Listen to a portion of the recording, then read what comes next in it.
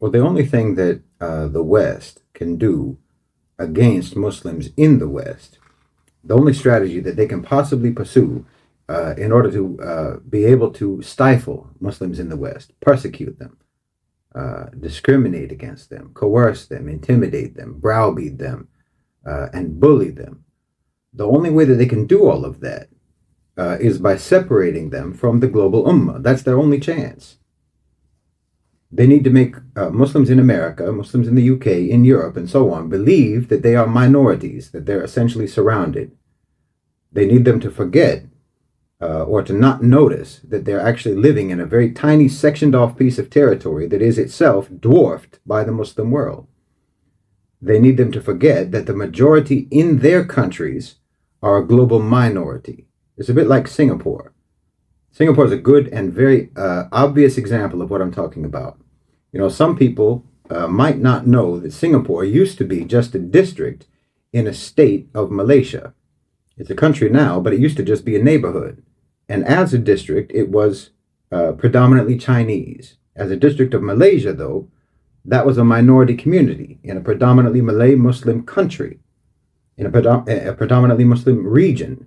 But when you wall that off and turn it into a country, well, then the Malays and the Muslims suddenly become a minority in that country.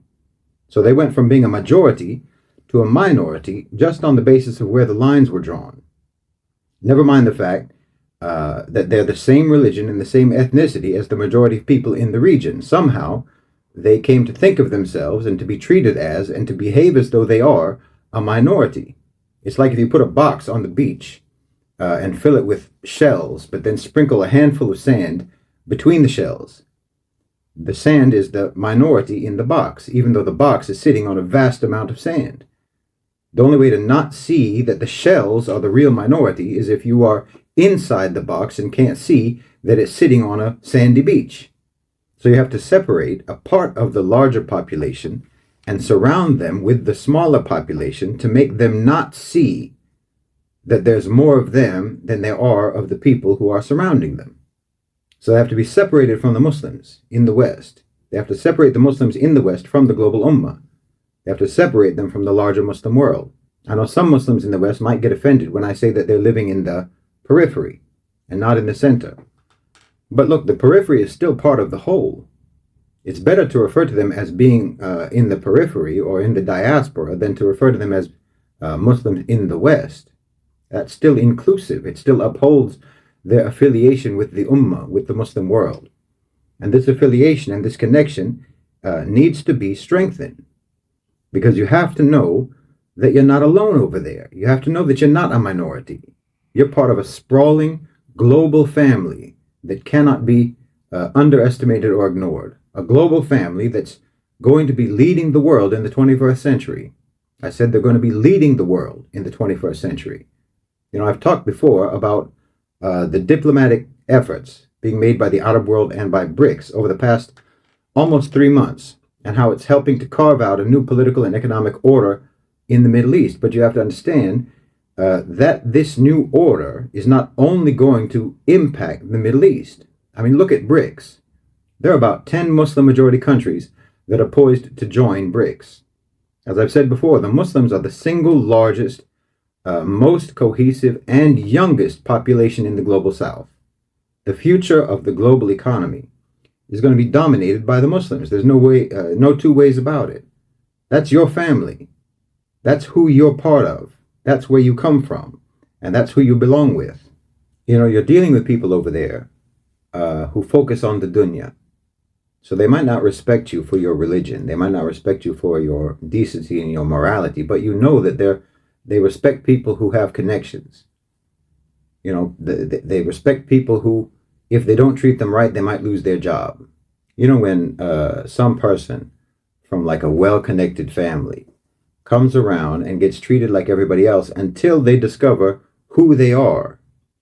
And who they are means who they know or whose family they belong to. And then they get treated with kid gloves.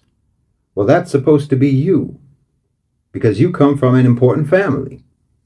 It's supposed to mean more when they find out that you're Muslim than if they were to find out that your last name is Gates or Buffett or Zuckerberg or Musk.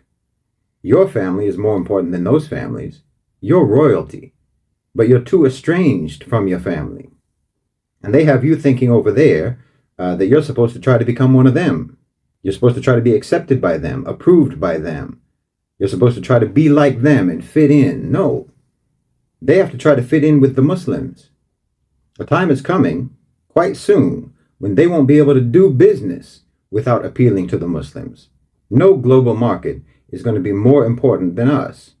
And furthermore, the Muslims are going to be key players in managing markets across the global south, not just in the Middle East, not just in the Arab world, not just in the Muslim world. But meanwhile, they're treating you over there like you're some unwanted orphan that they can just use and abuse as they please.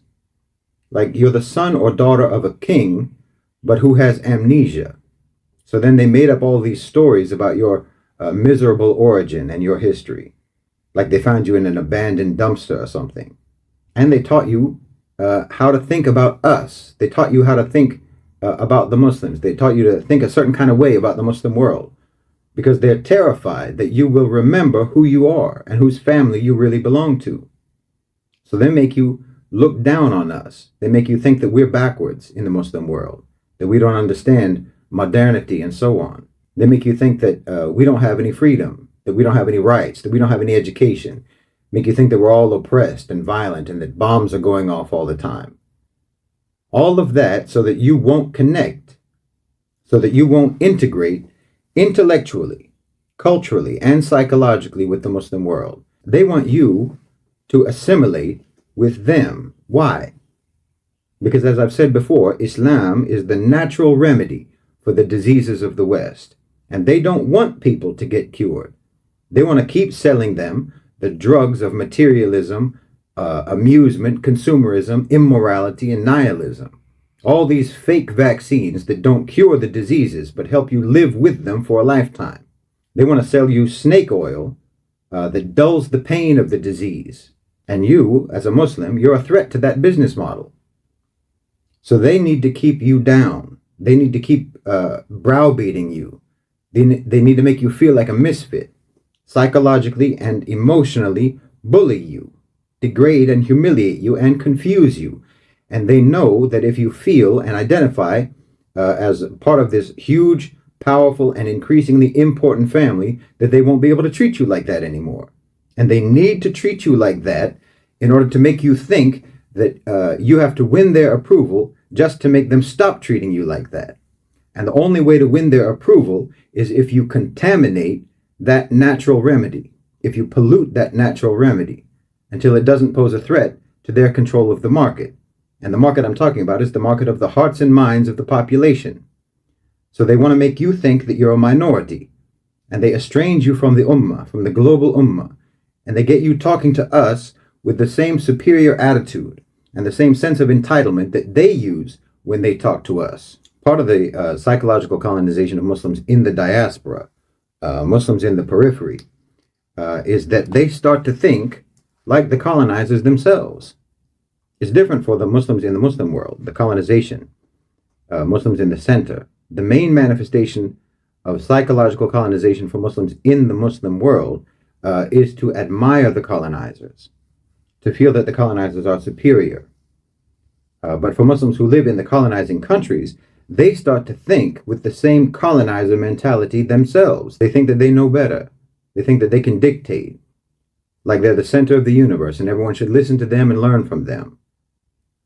They made you foreign to the Muslim world, and they made the Muslim world foreign to you. And that's a catastrophe.